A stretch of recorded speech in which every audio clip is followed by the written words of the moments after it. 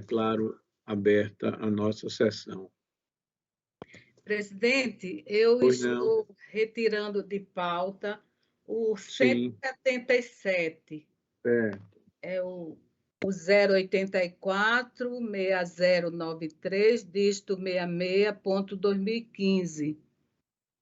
Pois não, doutora. Estou retirando de pauta porque na próxima eu não vou estar presente, estarei de férias, então preciso analisar e a necessidade de retirar de pauta, então.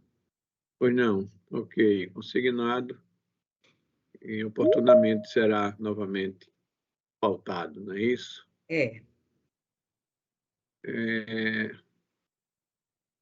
Eu vou chamar aqui pela ordem o primeiro da minha relatoria. O 62 não está em mesa, já foi comunicado, inclusive, aos advogados.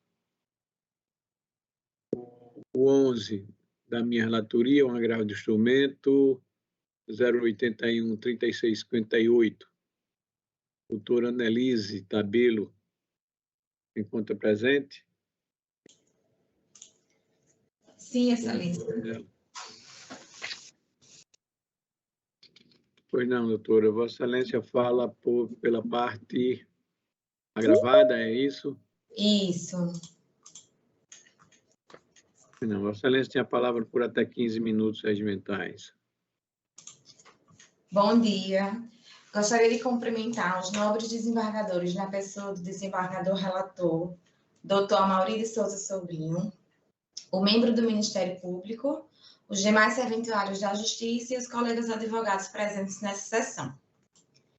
Em resumo, o cerne da questão apresentado nesta demanda é a realização de procedimentos cirúrgicos do parto e os procedimentos cirúrgicos cardíacos que o bebê necessita realizar, que será feito em etapas, com os profissionais médicos que foram escolhidos a dedo pela autora, ou seja, trata-se de pedido de realização de procedimento fora da rede credenciada, de modo que a agravante, ela sequer questionou administrativamente a CACI se haveria realmente rede credenciada apta para a realização desses procedimentos. Conforme bem entendeu o juiz de origem, a autora, ela almeja a realização desses procedimentos com profissionais não integrantes da rede credenciada.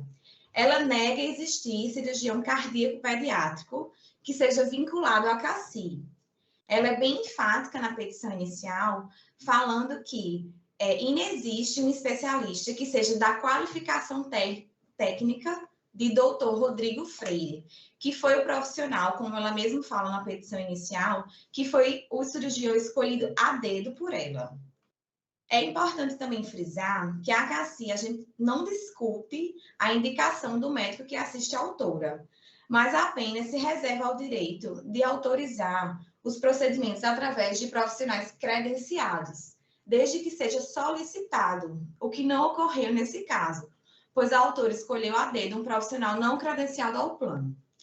Inclusive, outro ponto que é importante ser abordado e que foi comprovado nas contrarrazões é o fato de que a CACI ela dispõe de rede credenciada apta para realizar o procedimento de cirurgia cardiopediátrica, inclusive no hospital, Natal Hospital Center, que é um hospital que fica localizado na cidade onde a autora reside, bem como ela também possui rede credenciada para realizar consultas e os exames nas especialidades em que a autora pleiteia reembolso.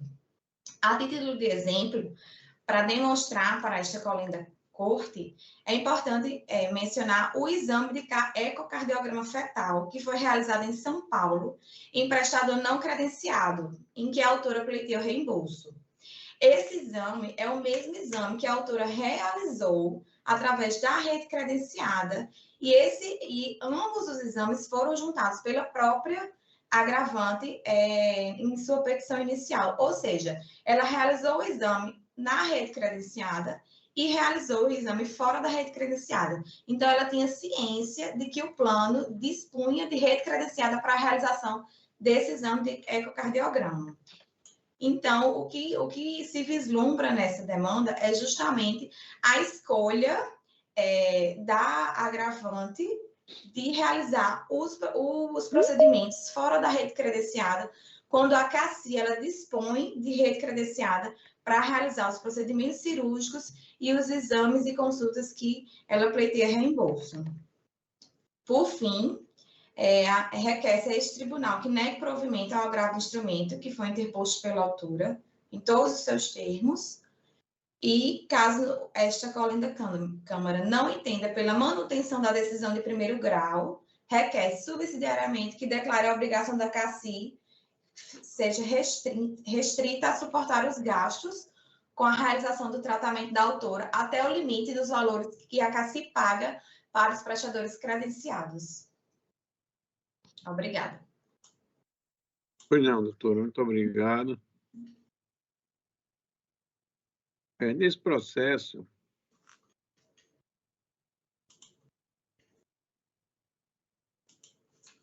é um processo extremamente delicado, como suele acontecer nesses casos que envolvem tratamento de saúde, notadamente aqueles de caráter de urgência. Eu estou aqui provendo o recurso, trago algumas considerações a respeito do tema, mas como se trata, e isso nós temos reiteradamente decidido na nossa corte, de agravo do instrumento, eu levei em consideração o caráter emergencial, a natureza urgente da matéria e do caso específico, quanto se tratava de uma criança necessitando de um tratamento cardiológico, de uma cirurgia cardiológica, e por isso que eu estou aqui dando provimento ao recurso, ressalvado naturalmente a instrução processual, onde será enfrentada mais a fundo a questão de mérito propriamente dita, por isso que aqui eu estou considerando essencialmente o eventual, claro e lógico, prejuízo decorrente do não atendimento, bem assim a urgência que o caso especificamente requer.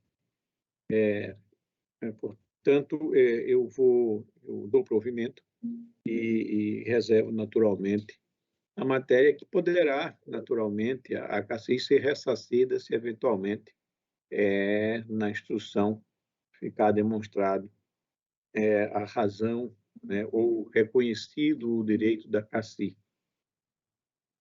Como estou votando, não há divergência. Só uma observação, senhor presidente. Não. De acompanhar Vossa Excelência, mas eu estou, no entanto, com relação aos valores cobrados, eu estou fazendo a ressalva que devem ser observada a tabela de valores adotada pela CACI. Sim, sim. Inclusive, nossa jurisprudência é nesse sentido, não é? Isso. Bem observado. Bem observado.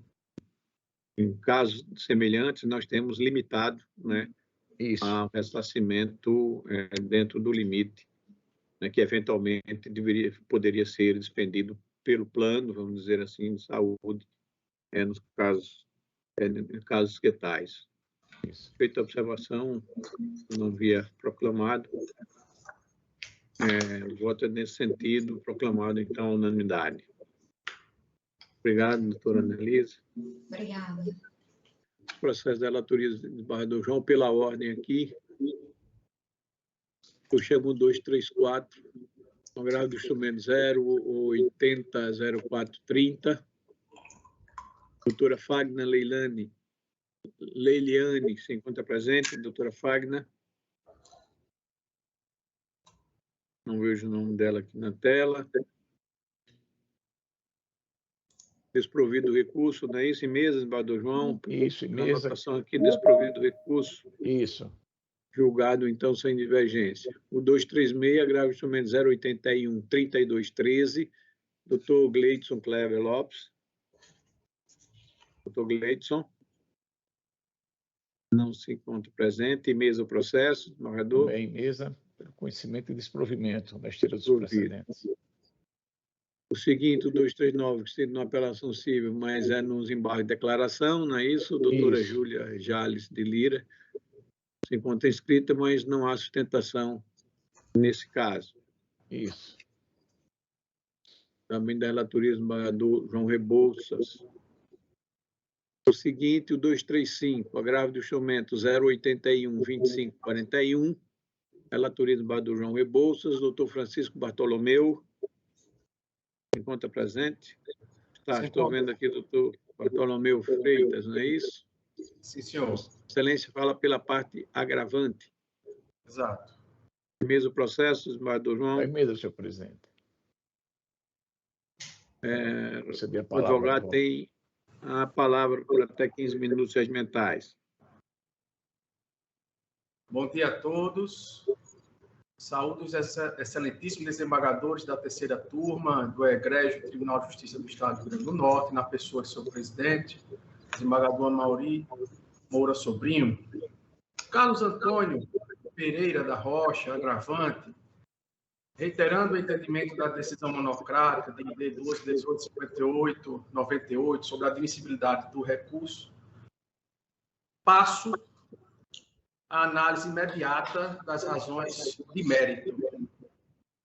O caso em discussão versa sobre indeferimento em tutela de urgência de natureza antecipatória, onde o recorrente, em ação de divórcio e partilha de bens movida por ele, pleiteou a venda antecipada de imóvel comercial comum do casal litigante, adquirido por ambos, estando ele em nome das duas partes, conforme certidão cartorária do citado bem, ID 12.17.33.72, páginas 0607. A probabilidade do direito necessário à concessão da tutela de urgência corresponde à aquisição do imóvel por ambos os cônjuges e foi durante a constância da convivência matrimonial. Além da prova documental já demonstrar claramente que o imóvel subjúdice trata-se de um bem comum, destaco que tal fato é incontroverso, porque a agravada senhora Francisca Fabiana de Carvalho Queiroz Rocha nunca tratou o bem como patrimônio individual, seja em petição avulsa e principalmente através de contestação. Silêncio que se manteve, inclusive, no agravo do instrumento, pois sequer o contrarrazoou. O perigo de dano, necessário também à concessão da tutela de urgência, corresponde ao fato de tal imóvel ter sido avaliado por ambas as partes na quantia de R$200 mil. Petição da agravada no ID 12.17.33.88, página 10, onde ela confirma o valor, e também na sua contestação em primeira instância, 12.17.34.05, é o ID, página 10. E diante do agravante ter recebido uma proposta de compra pelo preço de R$500 mil. O proponente declarou por escrito sua proposta no ID 12.17.33.95, página 24 dos autos do agravo. Ou seja, trata-se de uma proposta de compra correspondente mais do que o dobro da avaliação em controvérsia realizada pelo casal litigante, emergindo o risco da demora, porque a oferta pode, a qualquer momento, não ser mantida até o deslinde do litígio. Uma proposta posterior com tal vantagem é, por demais, improvável, considerando o cenário de crise inflacionária e de incerteza dos mercados, colocando a perda da atual proposta como um perigo relevante a preencher o requisito do perigo e mora. A proposta permite que cada litigante tenha R$250 mil, cada, quantia que corresponde ao valor incontroverso da avaliação, que foi 200 mil, adicionado de um plus de 50 para cada um. O imóvel proposto é indiscutivelmente, o negócio proposto é indiscutivelmente vantajoso para ambas as partes, podendo o agravante entender que a recusa da parte adversa se dá por mero revanchismo emocional, mediante a perda patrimonial comum, de forma irracional, que a agravada está se negando por causa disso.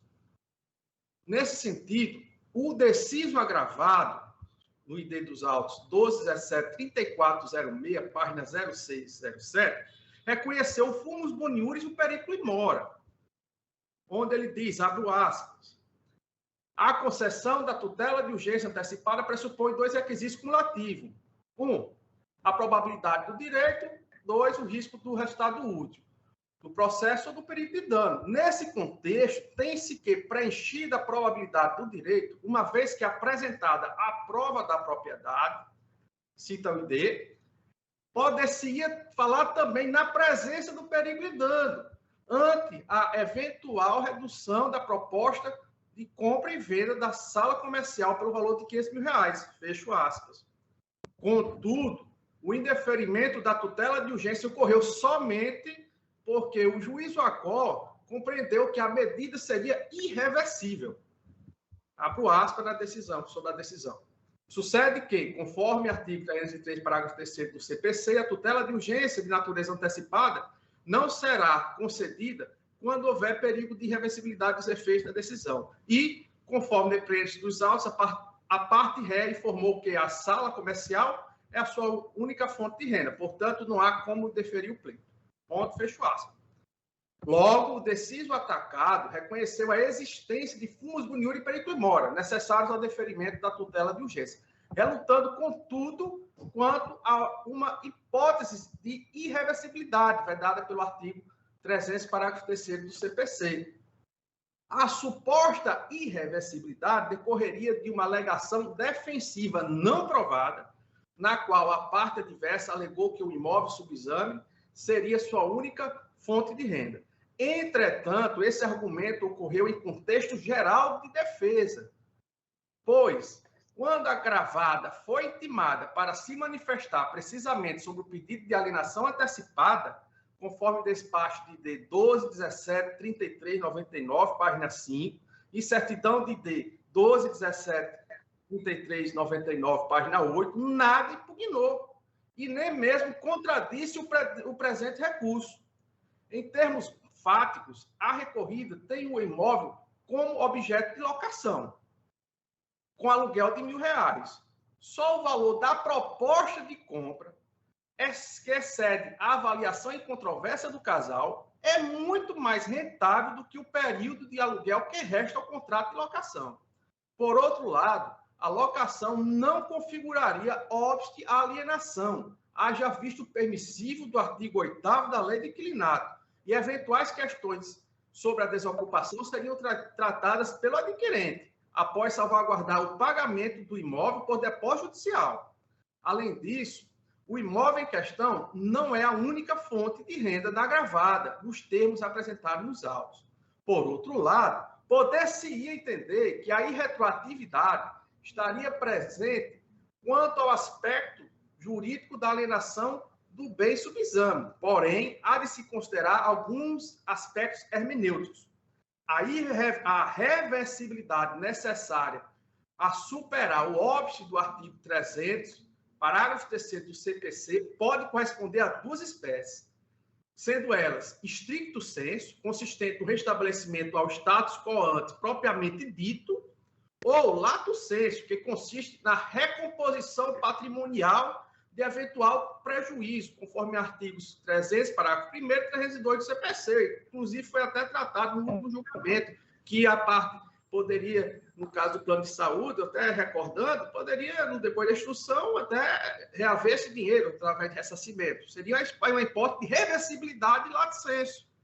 Em caso, a retroatividade lato sensu, já que a alienação mediante depósito judicial poderá ser recomposta em uma eventual reforma na sentença, retroagindo assim os efeitos da tutela de urgência requerida, com a reparação de prejuízo à parte. Com fulcro nessa linha interpretativa, não há irretroatividade que evade a tutela de urgência pretendida, considerando que o valor da compra seria depositado em juízo e eventual compensação ocorreria na sentença por aplicação do artigo 631, parágrafo único do CPC. Ademais, o agravante destaca os seguintes enunciados em favor de sua tese jurídica, do Fórum Permanente Processualista, enunciado 419, onde ele diz: não é absoluta a regra que proíbe a tutela provisória com efeitos irreversíveis. A Escola Nacional de Formação e Aperfeiçoamento de Magistrado, em 2016, a ENFAM, no enunciado 25, traz a vedação da tutela de urgência, cujos efeitos possam ser irreversíveis, pode ser afastado no caso concreto, com base na garantia do acesso à justiça. E a primeira jornada de direito processual do Conselho da Justiça Federal, de 2017, anunciado 40, trata o seguinte: a irreversibilidade dos efeitos da tutela de urgência não impede sua concessão em se tratando de direito provável, cuja lesão seja irreversível. Fecho aspas aí, com relação aos enunciados. Notem, o imóvel com proposta de compra em aberto é indiscutivelmente comum dos litigantes, seja por copropriedade explicitada na certidão imobiliária ou pelo regime de comunhão parcial de bens, colocando como partilhável, ou seja, é mais que crível o direito do agravante sobre imóvel subjúdice, o que por si supera a vedação quanto à irreversibilidade, consoante entendimentos citados acima. Ademais, a vantagem da proposta, mais que o dobro da avaliação em controvérsia dos litigantes, supera eventual irreversibilidade, ainda mais quando é possível compensar em caso de eventual improcedência do pleito autoral. Além disso, caso o interessado em comprar desista dessa proposta, quem arcará com prejuízo financeiro imposto ao agravante? Veja que fica essa questão. Assim, excelências, diante do exposto, o agravante requer que o agravo de instrumento seja conhecido e provido, passando a deferir a tutela de urgência de natureza antecipada para autorizar a alienação de imóvel comum do casal litigante, consistente em uma sala comercial, número 2, do pavimento térreo do prédio conhecido como Antigo Mossoró, Antigo Banco Mossoró, atualmente denominado Edifício Empresarial Mossoró, situado na rua Coronel Vicente Saboia, 52 Centro, passando a quantia a ser depositada e partilhada por sentença ao final da ação de divórcio e partilha de bens, tramitada na origem, com a observância dos artigos 642, parágrafo 3º, 647 e 732 do Código de Processo Civil. Reitera-se, por fim, o pedido inicial de pré-questionamento do artigo 300, parágrafo 3º e artigo 302, também, ambos do Código de Processo Civil. Agradeço a atenção de todos e reitero o provimento. Muito obrigado, doutor Bartolomeu. A palavra ao relator. Senhor presidente, o voto foi disponibilizado com antecedência já de praxe na corte. Como bem esclareceu o doutor Bartolomeu, tramita uma ação de divórcio litigioso que tem um imóvel do casal que o cônjuge varão tem interesse em vender, quer vender. E pelo um preço que, segundo o advogado, é excepcional. É até estranho que a cônjuge varoa não queira vender, porque se o preço é tão bom, ela não aceita vender. É um pouco estranho isso, né? Mas qual é aqui o problema? É essa antecipação da venda antes do término do divórcio. E que ela é proprietária, e ela está se opondo a isso. Não devemos esquecer que nós estamos aqui discutindo em sede de agravo de instrumento. Esses detalhes que Sua Excelência, o doutor Bartolomeu, falou, deverão ser analisados em sede própria, na ação principal, não em sede de agravo de instrumento. Discutindo muito o mérito da questão. Eu cito algumas lições doutrinárias aí do professor William Santos Ferreira e precedentes jurisprudenciais do Tribunal de Justiça do Distrito Federal. Parece que travou o sistema, né? Travou lá. Travou. Está congelado. Então, vamos suspender por hora esse julgamento, não é? E assim que ele voltar, nós daremos continuidade, apesar do voto, como ele disse, já está disponibilizado. mas seria bom aguardar o retorno dele para concluir a votação. Sim. Certo? Nós poderíamos continuar aqui com a pauta da doutora Neise, Sim, não é isso? exatamente. E eu vou chamar aqui, pela ordem, doutora Neise, o do 241, um agravo do instrumento, 0810510, doutor Bruno Murilo Rodrigues. Doutor Bruno se encontra presente? Parece que não. Processo em mesa, doutora Neise, Vossa Excelência está desprovendo o recurso, não é isso? Processo em mesa, exatamente, Excelência.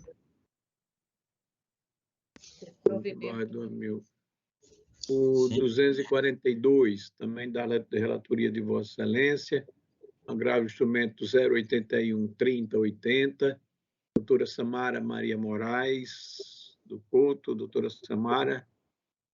Na relação dos participantes não consta o nome dela. Eu também não vejo aqui na minha tela.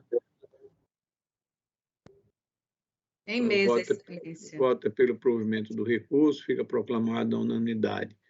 243, doutora Séfora Barros Fernandes. Acho que eu vi o nome da doutora Séfora. Doutora Séfora? Isso. 243, uma apelação. 006852. Doutora Séfora tem a palavra por até 15 minutos regimentais. Bom dia a todos, bom dia, novos jogadores, aos colegas que participam, aos eventuários. Prometo não me alongar muito, o caso aqui é um caso típico de uso capião, e o que a gente espera aqui é a reforma da sentença, uma vez que os requisitos foram preenchidos da posse, a própria magistrada entende na sua sentença que houve a confirmação da posse por 11 anos, mas, no entanto, não aplicou o parágrafo único do artigo 1238, que é a redução de 5 anos nos casos onde a moradia, onde há benfeitorias, onde o possuidor usa o imóvel para outros fins destinados à propriedade. Na própria audiência do processo onde houve reintegração de posse, a testemunha do autor afirma que existem diversas plantações no imóvel e um pequeno barraco na época, um pequeno imóvel onde o possuidor utilizava para guardar as mercadorias, as frutas, as verduras que produziam e até mesmo as ferramentas. Dito isso, o próprio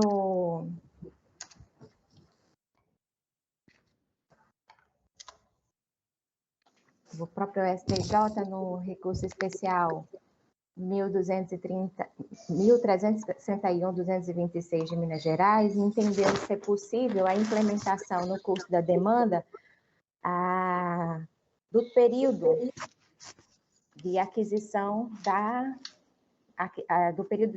do uso capião, a implementação do período no curso da demanda. No caso, esse processo foi iniciado em 2008, quando o possuidor já tinha 11 anos de posse mansa e pacífica.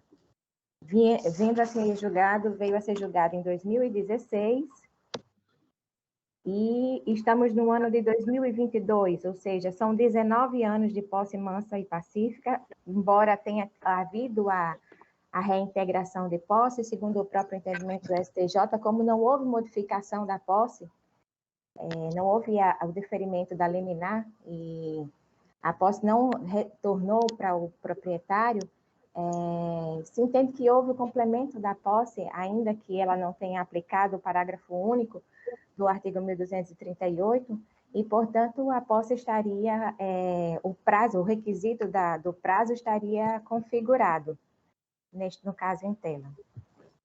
Dito isto, a gente pede o conhecimento e o provimento do recurso para a reforma da sentença para que seja decretada a aquisição da posse nos termos do artigo 1238, parágrafo único do Código Civil. Pois não, doutora, muito obrigado. Doutora Neísa, tem a palavra. Eu peço permissão para ler o meu voto, excelências. Pois não. Conheço do recurso. Compulsando acuradamente os presentes autos, verifico que o cerne da questão consiste em aferir a presença dos requisitos previstos para a declaração de uso capião extraordinário. Acerca da modalidade originária de aquisição de propriedade de imóvel, dispõe o artigo 1238 do Código Civil. Aquele que por 15 anos, sem interrupção nem oposição, possuir como seu um imóvel, adquire-lhe a propriedade, independentemente de título e boa-fé, podendo requerer ao juiz que assim o declare por sentença, a qual servirá de título para o registro no cartório de registro de imóveis. Seu parágrafo 1. O prazo estabelecido neste artigo reduzir-se-á a 10 anos se o possuidor houver estabelecido no imóvel a sua moradia habitual ou nele realizado obras ou serviços de caráter pré-produtivo. Com efeito, a parte deverá comprovar a posse pelo prazo de 15 anos e, além do decurso do prazo, a idoneidade da coisa e a qualificação, mansa, pacífica, ininterrupta e com ânimos domínio. Haverá a possibilidade de redução do prazo para 10 anos se o usucapiente estiver morando no imóvel, tenha tornado a terra produtiva em obséquio à função social da posse. Os recorrentes não se desincumbiram do ônus probatório previsto no artigo 373, inciso 1 do Código de Processo Civil, não comprovando a posse qualificada, eis que foi contestada em 2008, quando da lavratura de boletim de ocorrência, bem como do ajuizamento de ação de reintegração de posse. Tal fato, por si só, já fulmina a postulação de declaração de aquisição de propriedade originária. Acerca do tema, remata esta Câmara. Direito civil e processual civil, apelação civil, ação de uso capião ajuizada pela parte apelante em conexão com a ação de reintegração de posse manejada pela parte apelada, prejudicial de mérito de deserção do recurso, negativa do pedido de justiça gratuita formulada pelo recorrente, recolhimento das custas processuais, rejeição, não conhecimento do documento anexado com o recurso, documento antigo juntado em fase recursal, impossibilidade, inteligência do artigo 435, parágrafo único do CPC, mérito, sentença de improcedência do pedido autoral da ação capião e procedência do pedido de reintegração de posse do imóvel pela empresa ROF Corporações e Construções Limitada. Não atendimento dos requisitos incertos no artigo 1238 do Código Civil. Ausência de provas da posse mansa e pacífica sobre o imóvel objeto da ação.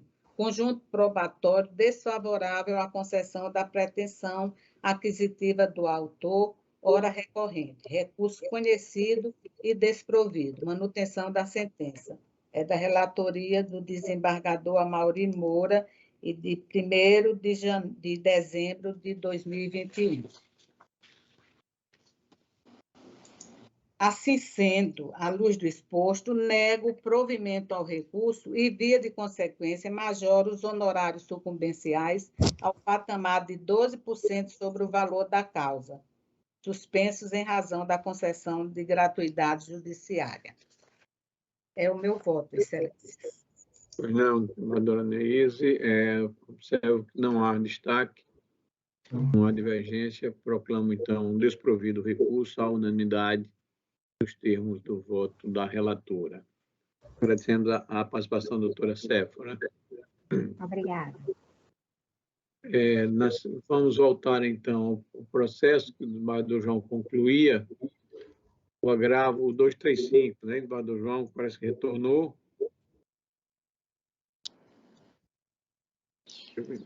Desembargador, Vossa Excelência está me ouvindo? Estou ouvindo, Excelência. Eu estou aqui no celular, porque faltou energia no prédio. Eu vi sua mensagem. Eu estou sem... A doutora Rossana também passou pelo mesmo problema. Eu estou sem acesso à rede do tribunal ainda. Sim, mas nós estamos vendo aqui, na tela menor, nós estamos vendo e ouvindo. Vossa Excelência estava concluindo o voto, não era? Do agravo do instrumento 235 da pauta, em que o doutor Bartolomeu fez sustentação.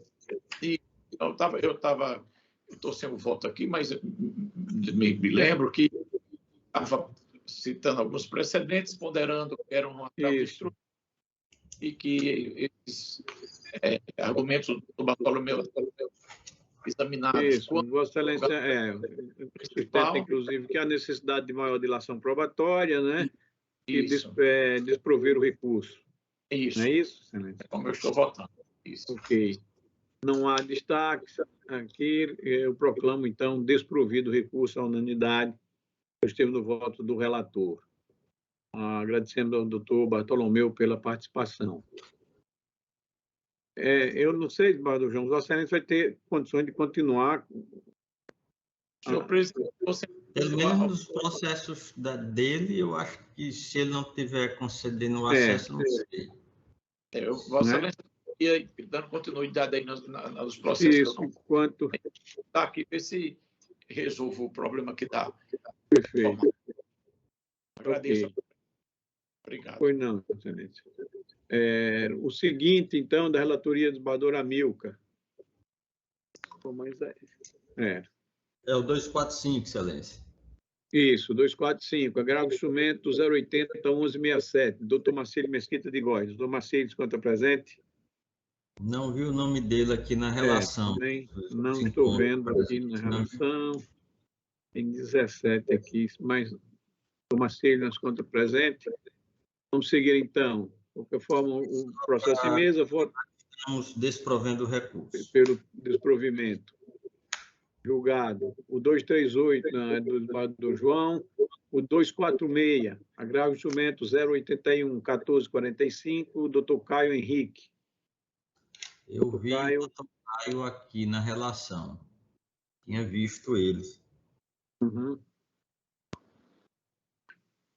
Doutor Caio Henrique. No início da sessão tinha visto. Eu não sei se ele já saiu. Me parece que saiu. Não estou vendo na relação. Não. Né? Não, realmente não consta o nome dele, não. Mas eu tinha visto a anotação. Processo em mesa. Vossa Excelência vota pelo desprovimento, não é isso? Exatamente, já que ele não sem se apresentou. Divergência. O seguinte, 241 foi julgado, a relatoria da doutora Neise. O 249, apelação civil 084, 1008, doutor Caio Felipe Cerqueira. Também não vi o nome do doutor Caio. Aqui no início tinha verificado, não estava o nome dele na relação. Doutor Caio Felipe. Aqui também eu não estou vendo. Continua. Doutor Caio Felipe não se encontra presente. Mas, de qualquer maneira, na relação aqui, ele falava pela parte apelante.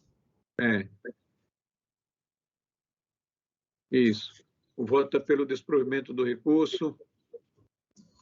Não é isso, Excelência? Exatamente. Para o desprovido da unanimidade. O 242 da doutora Neise foi julgado. Na sequência, 243 também, doutora Neise, julgado. Desembargador Amilcar, 250, apelação 087-6095. Doutora Maria Emília Gonçalves, de Rueda. Doutora Maria Emília. O 248 e o 250, que são ambos semelhantes. Sim. Tem também, ela fala pela mesma parte, a UP Brasil, Mas a doutora Maria Emília, verificando novamente aqui, que eu já tinha feito isso, ela não encontra-se na relação dos presentes aqui na sala. Perfeito. Um julgado, ambos desprovidos, não é isso? Só o seguinte é desprovido. Exatamente. O recurso da parte reconhecida e desprovido e da parte autora conhecida e provido. O 250. Ok. O 248, mesmo sentido. 244, da relatoria da doutora Neise. Relação 083, 42, 55. Doutor Paulo Souza Coutinho. Doutor Paulo não se encontra presente. Aqui nesse, é aqueles trata de mensalidades universidade, né? Exatamente.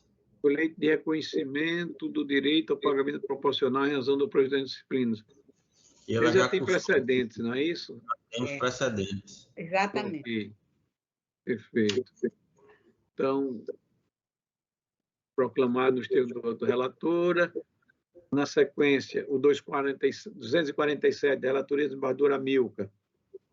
Apelação 010-6184, doutor Jansen da Silva Leite. Doutor Jansen estava vendo aqui ele na relação, encontra-se presente, pelo menos. Consta aqui na sala. Doutor Jansen, Vossa Excelência fala pela parte apelante. Isso. Doutor Jansen? Sim. Parte apelante. Tem a palavra por até 15 minutos regimentais. Bom dia, excelentíssimo senhor desembargador Milka, relator deste processo, senhores desembargadores Amaurício Souza, com Rebouças, doutora Maria Neise, Rossana Sudário, representante do Ministério Público. Eu vou falar sobre a apelação, é um ponto muito simples e vou ser bem breve.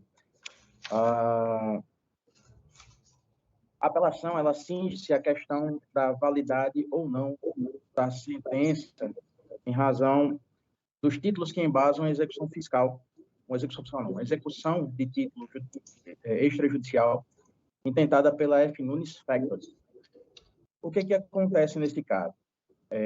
A empresa F. Nunes, que é a apelada, ela comprou títulos, cártulas duplicadas, a empresa Bom Jesus Agropecuária. A empresa Bom Jesus negociou cártulas originariamente da Secretaria de Ação Social do Estado do Rio Grande do Norte. Então, ela tinha valores a receber da Secretaria de Ação Social do Estado do Rio Grande do Norte e vendeu a apelada por um preço, logicamente, bem abaixo do valor que ela realmente valeria, dada a desvalorização, a forma de negociação da Factory, que, friso, caracteriza-se como atividade econômica pelo fato de compra de títulos com desvalorização.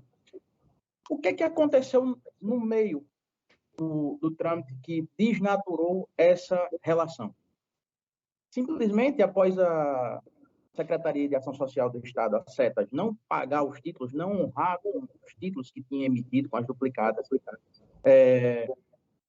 a empresa de factoring voltou-se para o detentor originário dos títulos, que seria a Bom Jesus Agropecuária, desnaturando, assim, a relação legalmente realizada e legalmente colocada de factoring. Como foi feito isso? A prova cabal consta nas páginas 51 e 52 do documento de ID 1121-3679, no item 2, de um termo de confissão de dívida realizado pela F. Nunes Factoring, que coloca como garantia e como objeto daquele termo de confissão de dívida justamente as duplicadas ou os títulos que foram negociados originariamente, né? Então, por lei, a Factoring ela estaria se desnaturando de sua atividade, a apelada estaria se desnaturando de sua atividade e agindo naturalmente como um verdadeiro agiota. e assim infringindo a lei de usura que existe no nosso país. Então, o pedido, na verdade, já sintetizando o nosso pedido, por duas situações. Primeiro, a juíza de primeiro grau, que não foi a que concedeu a tutela no processo de suspensão dessa execução, ela tolheu um pedido feito pela parte autora, pela parte apelante, aqui no caso, de perícia contábil e de apresentação de documentos, inclusive oficiando-se a Receita com relação a Receita e as setas com relação a esses títulos, a natureza dos títulos. E julgou improcedente o pedido na ação, na apresentação, tolhendo assim um meio de prova da parte autora. De qualquer sorte, se Vossas Excelências entenderem pela situação de que não foi cerceada a defesa do direito do autor, que seja realmente julgado mérito em função da desnaturação da atividade realizada pela Finance Inspector em razão das provas contidas nos autos. E aqui posso citar a Vossas Excelências algumas decisões que constam do Tribunal de Justiça de Minas Gerais, no que tange a situações símiles a essa, em que foi entendido que a factoring, em situações símiles, quando faz o regresso para o título original, para o devedor original, ela está se desnaturando de sua atividade e é considerado realmente uma atividade símile à de agiota, infringindo assim a lei de usura. Então, nosso pedido é pelo provimento do recurso, no sentido de reverter totalmente a sentença de primeiro grau, anulando-se assim a execução de primeiro grau ajuizada pela Finance Inspector, que no caso é apelada. Muito obrigado, agradeço. Obrigado, doutor Jansen. Agora o amigo tem a palavra. Senhor presidente, com todas as vênias, a sustentação oral do nobre advogado, há uma impossibilidade de conhecimento da primeira parte da sua sustentação oral, e ratificada aí por ocasião da finalização, devido à questão da desnaturação do contrato de factoring. Tendo em vista que, ao que consta, a matéria constitui uma inovação recursal, uma vez que as postulações iniciais sim-se apenas a revisão das supostas abusividades contratuais, juros abusivos e capitalização de juros. E, nesse caso, tratando-se de inovação recursal, não é possível o conhecimento em sede de apelação, na linha de precedente que cito aqui no meu voto. E ao mérito propriamente dito, que é a questão do possível cerceamento de defesa pela não efetivação de perícia contábil, eu digo que a apelante, quanto intimada para dizer das provas que pretendia produzir, ficou inerte, conforme consta nos autos processuais, bem como não se insurgiu contra a decisão do Machado de primeiro grau, que decidiu que o presente caso se enquadrava em hipótese de julgamento antecipado da lide nos termos da lei de regência. E assim sendo, ressalto, e assim sendo, senhor presidente, eu, pelo menos na parte que foi possível conhecer, eu estou negando provimento ao recurso. Pois não, excelente. Não há divergência, proclamo então desprovido o recurso à unanimidade. Termo do voto do relator. Obrigado, doutor Jansen. Doutora Neise, o 174 da relatoria de Vossa Excelência, o 082-4170. Doutora Mona Lisa Lima Duarte. Olá, bom dia. Bom dia, doutora. Excelência fala pela parte apelada. Eu falo pela parte apelante. Apelante. Isso. Cáspera Midway. Pois não, doutora Neise. Está em mesa.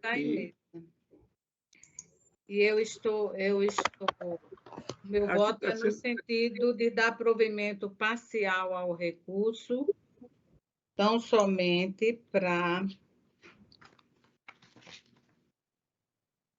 Com relação à sucumbência recíproca, reconhecer a sucumbência recíproca. Meu voto é nesse sentido.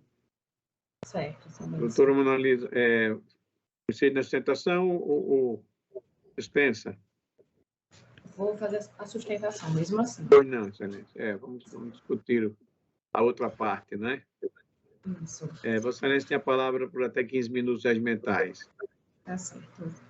Bom dia, Igreja Câmara, excelentíssima senhora desembargadora relatora, eméritos desembargadores e demais presentes, meus sinceros cumprimentos.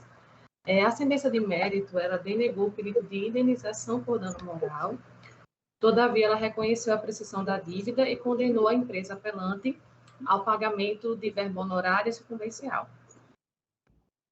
O cerne principal do recurso de apelação apresentado pela empresa versa sobre a prescrição da dívida e a possibilidade de ser cobrada extrajudicialmente. Como sabido, o débito per si é imprescritível e que se prescreve é o direito da empresa recorrente em efetuar cobrança de dívida judicialmente e inscrever e protestar o nome do cliente no cadastro de restrição de crédito. Não há o que se falar de declaração de prescrição da dívida, uma vez que o que se prescreve é a pretensão de cobrar em juízo a dívida. A dívida somente deixará de existir com o pagamento, uma vez que é cabível até a ação declaratória de existência de dívida após o período de 5 anos da data do vencimento. O que prescreve é tão somente a pretensão de cobrar a dívida, conforme o artigo 206 do Código Civil. Isso significa dizer que a prescrição para a cobrança da dívida não extingue a existência do débito, devendo ser entendida como a perda pelo titular do direito violado da pretensão à sua reparação. No entanto, tal circunstância não faz desaparecer o débito em si, não sendo proibida a cobrança extrajudicial, mesmo por se tratar de obrigação natural, como é no caso em tela, não se admitindo a quitação do débito pelo decurso do tempo. Dessa forma, consoante o entendimento pacificado no STJ, é inviável admitir o reconhecimento de inexistência de dívida e quitação do saldo devedor, uma vez que a prescrição não atinge o direito em si mesmo. Portanto, ressalta-se a existência de pendência de débito perante a Riachuelo ou a Midway, no caso financeira, mesmo não estando registrado nos órgãos de proteção de crédito em razão do decurso do tempo. Logo, em que pese a prescrição da cobrança judicial, os débitos ainda poderão ser cobrados extrajudicialmente, desde que a cobrança seja feita de forma respeitável, sem ameaças e sem causar constrangimentos, fato que se enquadra ao presente caso. Sendo assim, logicamente, não há o que se falar, no caso de sucumbência recíproca, como mesmo a relatora, a desembargadora, já acolheu o pedido e já agradeço. E por todo o exposto, nós invocamos aos brilhantes desembargadores pela aplicação já pacificada do tema na jurisprudência pátria, caso requerendo que a empresa apelante sejam acolhidos os pedidos das alegações aqui descritas, formuladas, e que seja catada para ser reformada em tudo, no que tange a apreciação da dívida, e como também já foi decidida por Vossa Excelência, a verba honorária de sucumbência.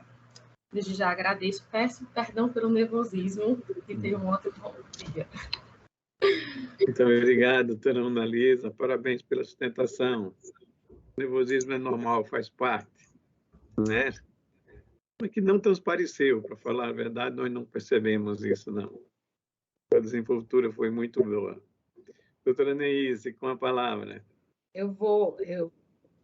Em homenagem à sustentação oral da nobre advogada, eu vou ler a ementa, excelências. Consumidor e processual civil, apelação civil, ação de obrigação de fazer cumulado com indenizatória. Registro do nome da parte autora na plataforma Serasa Limpa Nome. Sentença de procedência parcial com o reconhecimento da prescrição da dívida e determinação de exclusão da anotação dos cadastros do Serasa. Sentença mantida. Sucumbência recíproca reconhecida. Ônus sucumbenciais a serem rateados igualmente entre os litigantes, apelo conhecido e parcialmente provido. Essa é a ementa do meu voto.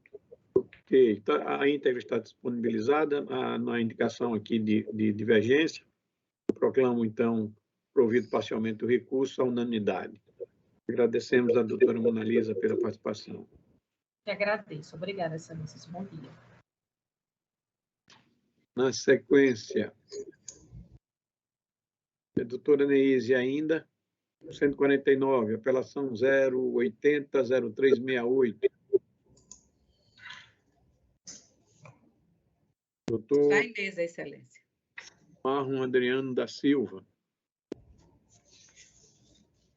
Marlon. A relação. Não se encontra.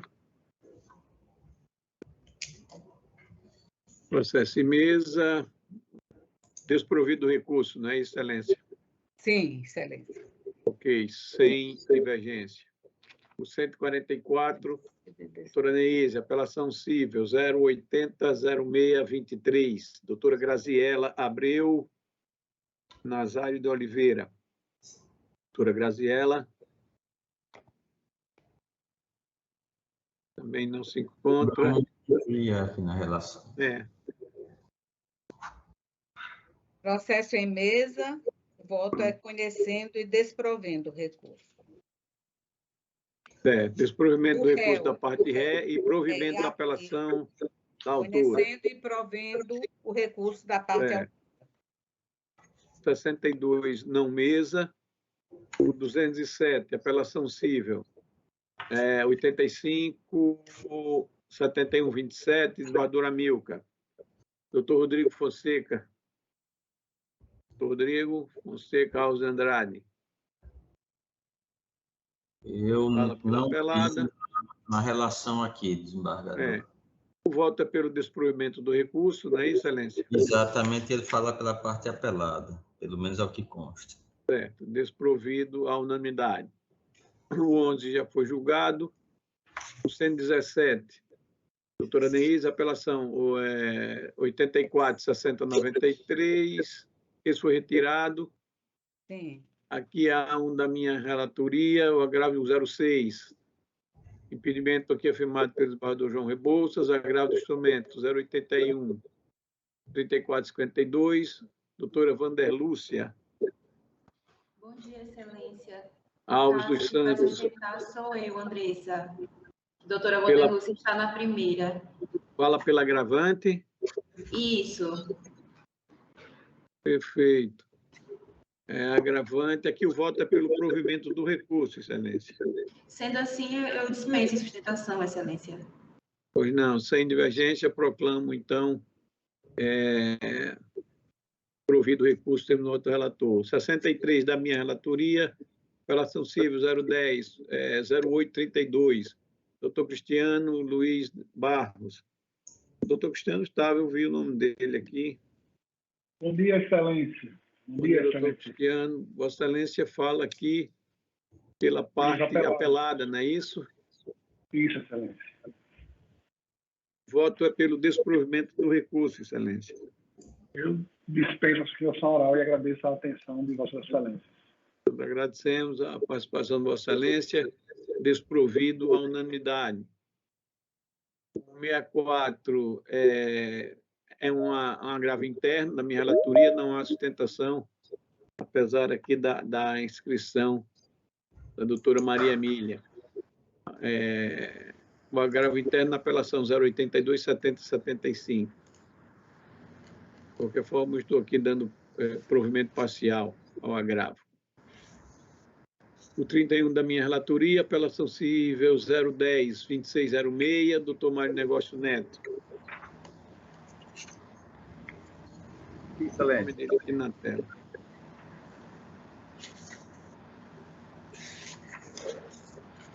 Estou aqui, excelência. Perfeito. Não estou vendo, mas deixa eu ver aqui se volta, se acontece a mesma coisa. Também não estou vendo. Mas eu vi no início da sessão. Tomário, está nos ouvindo? Estou ouvindo, Excelência. Vamos lá, Vossa Excelência tem a palavra por até 15 minutos regimentais. Bom dia a todos, excelentíssimo senhor desembargador presidente, senhores desembargadores, senhora procurador de justiça. Eu falo aqui como pela empresa apelada, certo? A empresa foi contratada pelo município de Areia Branca. É apelada, é? É apelada, Excelência.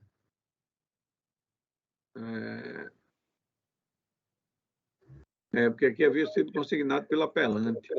Não, não é apelada. O voto aqui é no sentido de desprover o recurso, Excelência. Então eu dispenso, Excelência. Não há divergência. Na minha anotação, que tinha apelado. É apelado.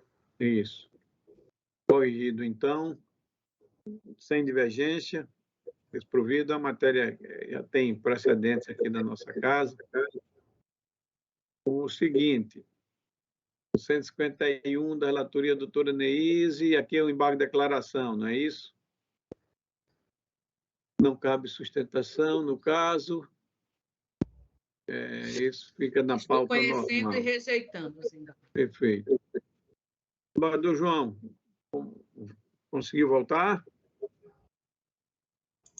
Consegui, senhor presidente. Graças a Deus. Peço aí escusas pela que é isso, Excelência. Mas consegui. Vamos ver, nós paramos no 238, doutora Graziella. Esse foi chamado. Guardou João Rebouças. Apelação 082-8629. É o 238, Excelência. Isso. Doutora Graziella, se encontra presente? Parece que não. Não estou vendo aqui a doutora Graziella. O voto é pelo desprovimento do recurso, sem divergência. O 237, Excelência. É mesmo. Agravo do instrumento, foi 081-3795, doutora Tiara Samela. Doutora Tiara. A relação aqui não se encontra. Aí mesmo, senhor presidente. Processo em mesa, desprovimento do recurso, sem divergência. Na sequência, desembargador João Rebouças, 91. Agravo do instrumento 080-02-32, doutora Flávia Maia Fernandes. Doutora Flávia também não se encontra. Processo em mesa, desprovimento do recurso, não é, Excelência? Isso. Sem divergência. Agora, o 159, o 149... Isso foi julgado, não foi? Doutor Marlon Adriano da Silva foi chamado. 149? É da minha relatoria? É doutora Neise. Esse foi chamado, Luciana? Eu não anotei esse aqui. Se não foi, chamo agora novamente. Doutor Marlon Adriano da Silva, porque o nome dele foi chamado aqui no outro processo, salvo engano. Não se encontra. Vota pelo desprovimento do recurso, não é isso, doutora Neise? Sim, Excelência. Já havia sido chamado, viu, presidente? Já havia sido chamado. Não havia anotado aqui o julgamento. Doutora Graziella aqui também, não é isso? Sim.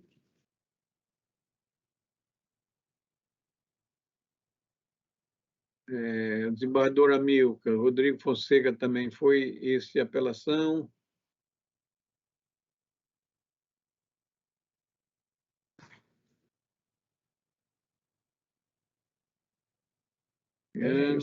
O 122, senhor presidente, da minha relatoria, eu acho que não foi chamado. O 122. Não. Antes tem o 151 da relatoria da doutora Neise. Mas não cabe. São Não cabe no embargo, perfeito, foi julgado. 122, apelação 081-0335, doutor Ubaldo Onésio de Araújo. Doutor Ubaldo, se encontra presente? Doutor, não é doutor Ubaldo, não, é doutora Leiliane. Eu gostaria de pedir só uma inversão na pauta, porque eu estou em outra sessão justamente agora, que eu vou ser chamada para fazer a sustentação oral. Seria possível? Bom, me parece que esse é o último processo, doutora. Que estou exatamente... Salvo engano aqui da minha parte. Infelizmente, o 12 a gente não pode chamar agora, porque tem uns na frente que pode atrapalhar um pouco. Então, não teria a possibilidade de aguardar uns 10 minutos somente? Porque aqui não há... Algum processo não foi chamado aqui, Luciana? Não, Excelência. 805-0001. Doutora Sana de Souza. Seria o último, doutora, né? Então, ok, eu vou fazer a sustentação oral, tentar conciliar aqui. Ela fala pelo apelante ou pelo apelado, Esbardão Maurício? Vossa Excelência fala... Pelo Renato e Caionara, os autores. Nosso tribunal, colega do Rio de Janeiro, o Tribunal da Bahia. O Ubaldo Onésio, Vossa Excelência está substituindo o doutor Ubaldo, é isso? Não, eu falo pelos autores. É porque são apelações simultâneas. São duas apelações, não é isso? Exato. Ok. Então, ok. Primeiramente, eu gostaria de salientar a importância desse meio virtual na tramitação dos processos, pois somente por esta razão eu pude defender o direito dos meus primos nesse processo, mesmo morando nos Estados Unidos e tendo a oportunidade de fazer sustentação oral nesse tribunal.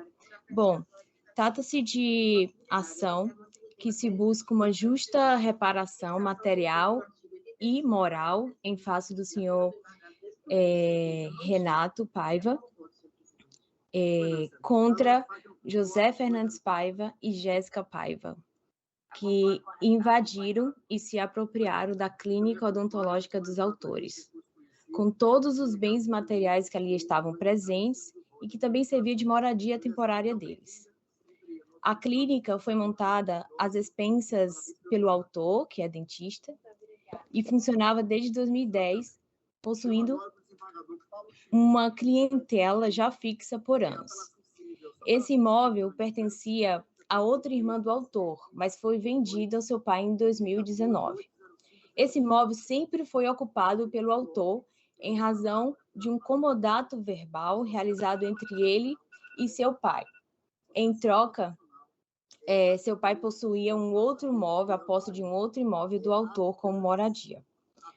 O acordo inicial, Excelências, era a troca dos imóveis. Todavia, diante de uma desavença familiar, enquanto os autores estavam de férias no interior dos pais da autora, os réus decidiram agir em autotutela e invadir a clínica, trocou a chave do imóvel, se apropriou de tudo que ali estava, das cadeiras, dos materiais odontológicos, televisão, móveis, e descartou no lixo os bens pessoais dos autores, como roupas e brinquedos do seu neto de apenas 3 anos, que ali também residia. Excelência, o pai do senhor Renato é uma pessoa bastante agressiva e sem qualquer controle temperamental. Ele basta ser contrariado que faz ameaças aos filhos, agride verbalmente, até fisicamente. Descumpre acordos, invade propriedade, outrora cedidas e doadas pelos filhos. Atualmente, ele já expulsou a Jéssica, a segunda ré desse processo da clínica, expropriada e utilizada por eles desde a invasão, que foi em outubro de 2019. Após longa instrução processual, o juiz de primeiro grau ratificou o comodato verbal e constatou a invasão. Condenou aos danos materiais, mas não em sua totalidade, pois apesar dos autores não disporem de todas as notas fiscais dos bens móveis adquiridos ao longo de 10 anos, houve a prova da apropriação deles com as fotos do antes e do depois da reforma que seu pai fez na clínica. O autor juntou os valores estimados dos bens ali expropriados, mas, infelizmente, o juízo apenas acolheu aqueles que possuíam nota fiscal. Não há como penalizar os autores por não possuírem antigas notas fiscais, cabendo como prova as fotos dos exatos bens apropriados indevidamente. Por isso, pugna pela condenação, pela totalidade dos danos materiais de todos os bens ali móveis apropriados e documentalmente provados com a devida correção monetária a partir da data da aquisição de cada bem material apropriado. Diante da invasão, os autores, além de ficarem sem sua residência, perderam o único ganha-pão da família, excelências, ficando todos esses anos, inclusive durante a pandemia, sem rendimento para sustentar sua família. Foram forçados a se mudar para Pau dos Ferros e morar de favor na pequena casa dos pais da autora, além de cancelarem suas despesas como plano de saúde do filho. Só que sofre essa situação, só quem sofre é quem passa por isso, vê seu pai se apropriando de sua clínica erguida com tanto esforço pessoal, com clientela fixa, solicitando marcação de consulta, tendo um autor que dizer aos seus pacientes que não detinha mais a posse da clínica porque seu pai o expulsou arbitrariamente. Excelência, eles perderam tudo de um dia para o outro. Por isso que também se pede a majoração dos danos morais para R$50 mil para cada autor, sabendo que o réu tem total condição financeira de arcar com a consequência de suas condutas abusivas. Além disso, pede-se reforma para serem acolhidos lucros cessantes pelos meses que o autor ficou sem conseguir trabalhar e dar o sustento de sua família até os dias atuais. Por fim, pede a majoração dos honorários para o valor de 20% sobre o valor da condenação e também da reconvenção do réu, que foi julgado improcedente, pugnando pela improcedência da apelação dos réus. Não, obrigado, doutora Leilane. Com a palavra o relator. Aliás, uma observação quanto à questão da importância da nossa tecnologia, não é? Isso. E, infelizmente, aqui e acolá ainda se fala. A menor falha que ocorre já se... Não é? Mas aqui estou percebendo, inclusive, ali a bandeira, as duas bandeiras, né, doutora Leilane? Isso. Eu sou advogada Excelência aqui fala, também nos né, Estados Unidos. de outro país, né, e permite que possa ser julgado o processo com a sua participação efetiva, e inclusive nós agradecemos. Doutor Dumbardo João tem a palavra, o relator. Senhor presidente, inicialmente uma prejudicial de mérito de nulidade de sentença suscitada pela parte demandada. O voto está disponibilizado e eu teço algumas considerações. Cito o precedente do Superior Tribunal de Justiça, da relatoria da ministra Maria Isabel Galotti, 2 decisões, 2 recursos especiais, estão aí, peço permissão para não ler. Da mesma forma também um outro precedente da relatoria do ministro Marco Aurélio Belize, também com relação à preliminar. E da nossa corte tem um precedente da relatoria do nosso presidente, desembargador Mauro Moura Sobrinho, também estou citando, a relatoria do desembargador Dilermando Mota, da primeira Câmara, e tem outro da relatoria do desembargador Vigílio Macedo Júnior, da segunda Câmara, no sentido que não deve merecer prosperar a mencionada preliminar. Eu estou rejeitando a matéria preliminar, senhor presidente, na esteira desses precedentes. Pois não, excelência. Não há divergência quanto à preliminar. Vamos ao mérito, excelência. Quanto ao mérito, senhor presidente, cinge-se a análise dos recursos acerca da viabilidade de ser afastada a condenação da parte demandada ao pagamento de indenização por danos morais em favor da parte autora, ainda da possibilidade de ser majorado o valor arbitrado a título de danos morais para o importe de R$50 mil, da viabilidade de ser acrescentado aos danos materiais os bens que a parte autora alega terem sido apropriados pela parte demandada e que não possui as respectivas notas fiscais, e ainda da possibilidade da parte demandada ser condenada a pagar a parte autora indenização por lucros cessantes, decorrentes da perda de uma chance. Eu cito aí, sobre o tema, dano material e moral, os requisitos necessários, estão aí o A, o B e o C, pressupostos esses, que ao meu sentir, se não demonstrados, afastam a responsabilidade civil. Eu digo que dá atenta a leitura do processo, constata que o imóvel em questão é de propriedade da parte demandada, que é o pai, mas estava sob a posse da parte autora, filho e nora, que residiam e exerciam a sua profissão de dentista há um período de tempo considerável em referido imóvel. E sobre o regime de comodato. E verifica-se que a parte demandada entrou no imóvel sem a permissão da parte autora, na ausência deste, por 45 dias, e retirou do imóvel bens de propriedade dos autores, deixando-os do lado de fora do imóvel, praticando efetivo despejo.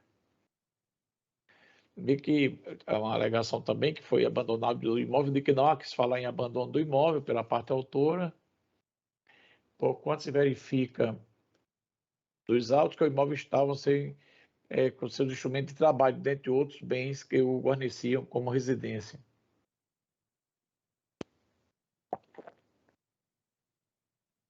Continuo dizendo que a parte demandada é a proprietária do referido imóvel, a ordem de entrar no imóvel em tela sem permissão da parte autora, o qual detinha posse do imóvel, por esse comodato já mencionado, e sem amparo legal, a parte demandada praticou ilegalidade, porque se utilizou de forma inadequada a resolução do dito comodato.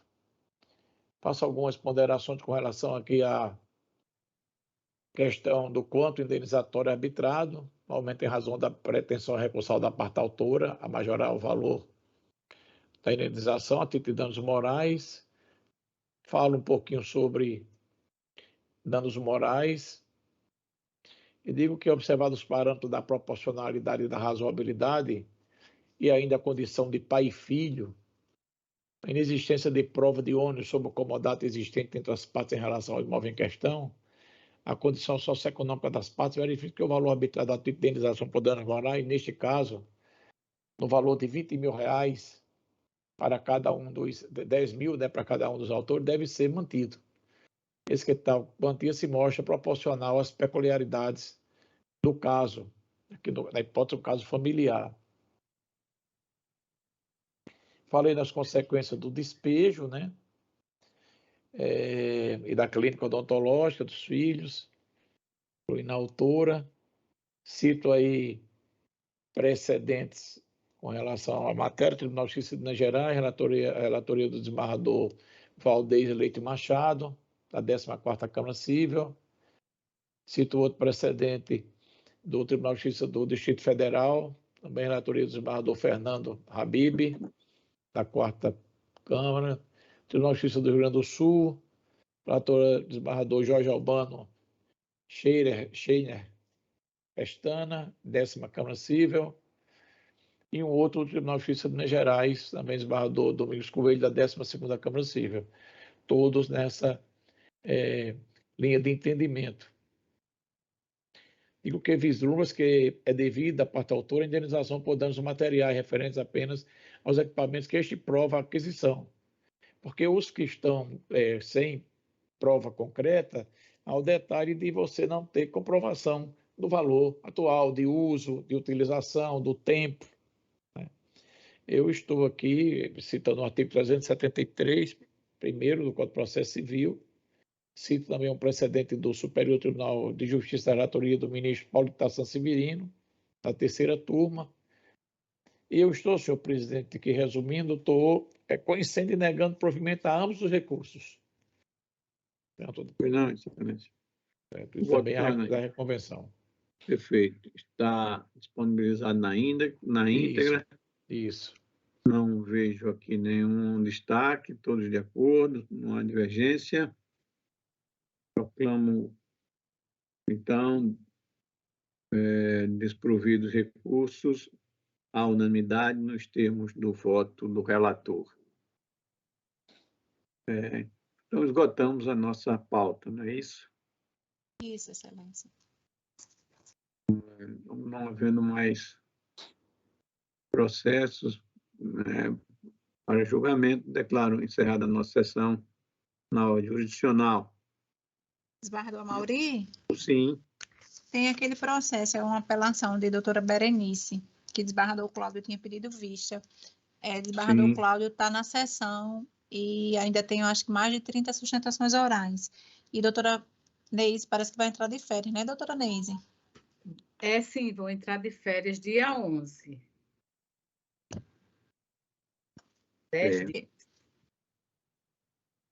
É o 08051-2164, é o 233 da pauta anterior.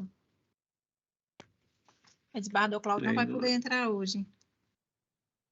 O meu voto já foi registrado, não é? Foi, acompanhando, né, doutora Neise? O voto dele? O voto da doutora Neise. Sim, porque foi iniciado esse julgamento com sustentação, não é isso? Foi, exatamente. Foi.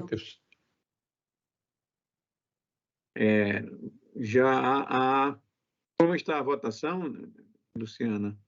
Aqui.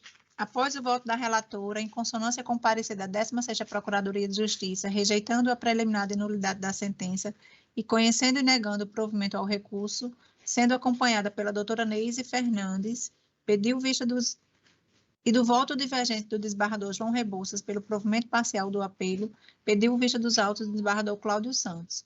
O desembargador Amilcar declarou aguardar o voto vista. Sim. Então faltam os 2 votos, não é isso? Isso.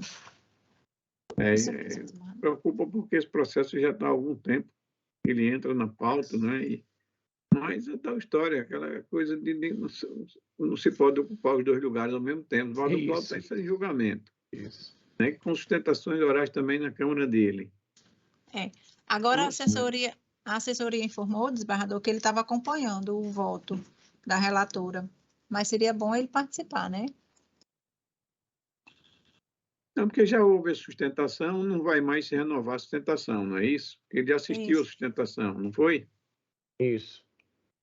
Ele poderia lançar o voto e o desembargador Amilcar lançaria o voto dele depois. Tá bom. Não é isso? Está sem sono, desembargador Amilcar? Eu tinha juntado uma pequena cota, porque eu dirigi parcialmente. Eu dirigi só parcialmente, né? Acompanhei a relatora quase que integralmente, mas fiz uma pequena divergência. Juntei, mas não estou vendo aqui o voto mais, não. O voto da divergência, eu também não tinha visto a divergência do desembargador João, mas me lembrava que ele tinha votado pelo divergente.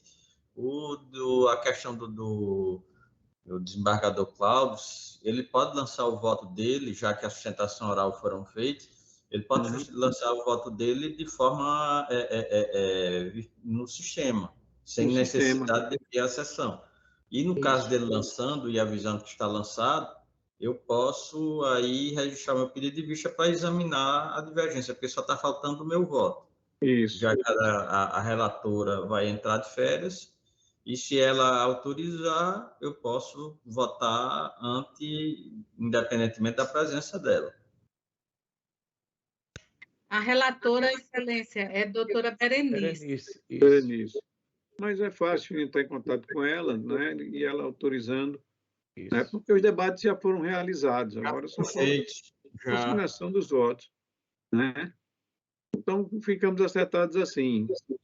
Luciana, Tá certo, Excelência. Ok, comunica com o gabinete e diz que ele lance o voto dele, né? No sistema, o desembargador Amilcar em seguida pedirá a vista, logicamente, né, para proferir o seu voto. Tá certo, Excelência. É porque o voto divergente do desembargador João Rebouças, ele não está mais disponível. Não está. Mas ele chegando aqui, eu posso pedir para que eu vou tentar juntar, desembargador. Eu estava observando aqui nas minhas pesquisas, a doutora Berenice, ela considerou nulo todo o acordo firmado. E eu considerei nulo os incisos 3 e 8º da cláusula 3ª do acordo firmado. Inclusive, cito aqui o parecer da doutora Gilca da Mata. Eu fui nessa linha. Mas a divergência é mínima minha com ela. É somente esses 2 itens do acordo. Ok. Tá bom, então. Então, não havendo mais na ordem jurisdicional, o processo é julgado, declaro encerrado na sessão e declaro aberta a nossa ordem administrativa. Da parte da presidência, consignar os votos de boas-vindas à doutora Rossana Sudário, né, que participa, que volta para a nossa honra, né, e a compor aqui a nossa Câmara, representando a Procuradoria de Justiça. Do mais, lembrando, amanhã já teremos sessão presencial no pleno, não é isso? Exatamente. Ok. Da parte da presidência não há. Bador João, alguma proposição? Sem proposição, só também ratificar aí as palavras de Vossa Excelência de boas-vindas, doutora Rossana. É sempre um prazer tê-la aqui na nossa terceira Câmara. Bador Milka. Não, Excelência, nenhuma comunicação e proposição. Só me acostando já feitas. Doutora Neise. Somente para me acostar aos votos de boas-vindas à doutora Rossana, presidente. Doutora Neise entra de férias a partir de quando? Dia 11. Dia 11. Perfeito. Desde já desejamos boas férias, que possa, né, repousar e descansar um pouco. E estaremos aqui sempre aguardando a presença de Vossa Excelência. São quantos dias, doutora Neide? 10 dias. Ah. Rápido. Ok. Muito obrigada. Rossana. Eu poderia agradecer agora, Claro, gostaria de agradecer. É sempre uma honra participar aqui dessas sessões e vai ser um grande prazer na próxima sessão presencial encontrá-los todos. Infelizmente, a doutora Neise não estará lá, não é? A gente faz muito tempo que a gente não se encontra, mas espero que nas próximas a gente possamos todos nos encontrar e será um grande prazer revê-los pessoalmente. Muito obrigada pelos votos de boas-vindas. Pois não, doutora. Então, agradecendo a presença de todos, declaro encerrada a nossa sessão.